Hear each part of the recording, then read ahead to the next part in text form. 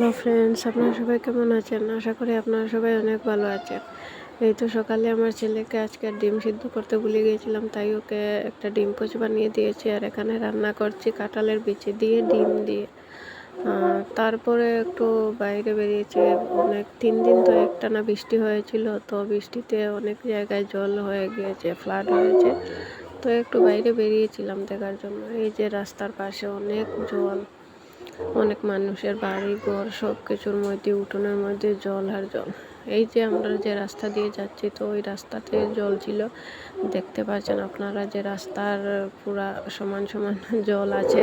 তো আমরা তো বৃষ্টি দেওয়ার 2 দিন পরে গিয়েছি। এই যে রাস্তার মধ্যে এখনো একটু একটু জলও আছে, যে জায়গা রাস্তায় একটু নিচা, তো ওই জায়গাতে তো এই একটু বেরিয়েছিলাম, তো জলও দেখা হয়ে গিয়েছে। আর আমার একটা ননদ আছে, তো ওই ননদের বাসায় একটু গিয়েছিলাম, গিয়ে এই একটু সময় বসে ওখানে একটু বেরিয়ে তার ঘোরাফেরা করে তারপরে চলে এসেছি। এই যে দেখতে পাচ্ছেন রাস্তার পাশে পুরো জল আর জল। তো জল তো দেখতে ভালো লাগে, কিন্তু যেই জলে অনেক মানুষের ক্ষতি হয়, তো সেটা দেখতে একটু খারাপ লাগে।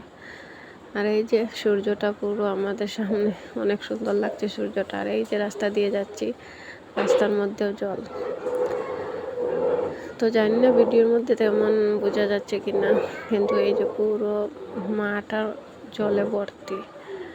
তো আমি এই ভিডিও পোস্ট করার আগে আরেকটা ভিডিও পোস্ট করেছিলাম, তো ওই ভিডিওটা আপনারা দেখেছেন যে অনেক জল ওখানে। ওই জায়গাটা হচ্ছে আমাদের অঞ্চলে একটা লঙ্গাই নদী আছে, তো ওই নদীর একটা বাঁধ ভেঙে গিয়েছিল, তো সেটাই। আর এই তো একটু বেরিয়ে ঘোরাফেরা করে তারপরে বাসায় এসেছি। এই অনেক দিন হয়েছে বাবার বাসায় যাওয়া হয়নি, তো ঈদও তো চলে এসেছে।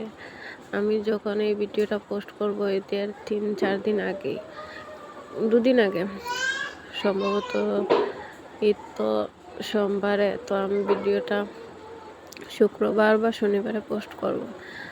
তো ঈদের আগে তো ভাবছি ঈদের পরে বাসায় যাব, কিন্তু এটা হবে না। তো ভাবছিলাম যে ঈদের পরে বাসায় যাব, গিয়ে কয়েকদিন থেকে আসব, কিন্তু সেটাও আর হবে না, কারণ ছেলেরও পরীক্ষা ঈদের 3-4 দিন পর। তো কি করব, ভাবছি একদিন যাব, গিয়ে একটা রাত থেকে তারপরে চলে আসব। আর এই তো বাসায় পরে এসে গিয়েছি। এসে রাত্রে বৃষ্টির মধ্যে ভাবলাম একটু খিচুড়ি বানিয়ে নিই।